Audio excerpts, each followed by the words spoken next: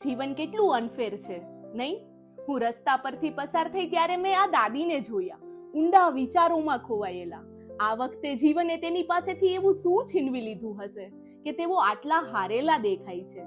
જેમ જેમ હું તેમના ઘરની તૂટેલી સીડીઓ ચડતી હતી, તેમ તેમ હું તેમની પીડાઓ સમજી શકતી હતી.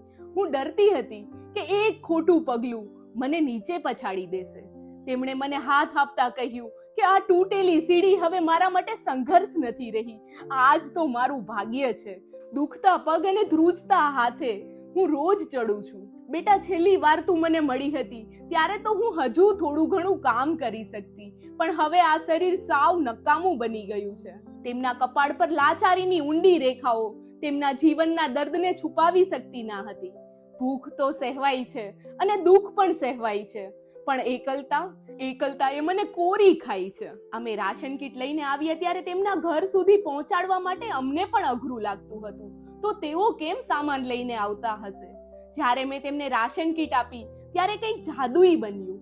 એક સમયે તણાવથી ઘેરાયેલું તેમનું કપાળ હવે હળવું દેખાતું હતું. ચિંતાની ઊંડી કરચલીઓની જગ્યાએ હવે એક આછું સ્મિત આવી ગયું. તેઓ મને તેમના ઘરેથી એમનેમ જવા દેવા નહોતા માંગતા. તેઓ મારા માટે કંઈક કરવા માંગતા હતા, જેથી તેમણે મારા માટે ચા બનાવી.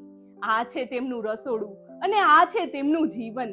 મેં બ્લેક ટીની ચૂસકી લીધી ત્યારે સમજાયું કે આ બ્લેક ટી ફક્ત અમીર લોકો માટે જ નથી, જે પોતાની મરજીથી પીવે છે, પણ તે લોકો માટે પણ છે જેમની પાસે દૂધ નથી. તેમણે કહ્યું કે મને દૂધની ચા ભાવે, પણ તેઓ વાક્ય પૂરું કરી શક્યા નહીં. દૂધ તેના માટે એક વૈભવી વસ્તુ હતી. મેં ધીમેથી તેમના હાથમાં 10,000 રૂપિયા મૂક્યા અને એક ક્ષણ માટે તે ફક્ત મારા તરફ જોતા રહ્યા.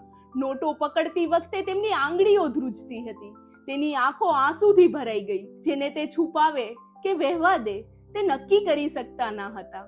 હા, તો બહુ છે મારા માટે. આટલા પૈસા હોય તો ખાવાનું, દવા અને ચા માટે દૂધ, બધું જ શક્ય છે. અમે આવજો કહીને એકબીજાના હાથને આદરથી ચુંબન કર્યું અને મેં કહ્યું કે ક્યારેય એવું ના અનુભવશો કે તમે એકલા છો. અમે બધા જ તમારી સાથે છીએ. ભોજન, દવા અને જીવન માટે પૈસા મહત્વના છે, પણ ક્યારેક સૌથી મોટી ભેટ એ હોય છે કે તમારો કોઈ હાથ પકડીને તમને કહે કે તમે એકલા નથી.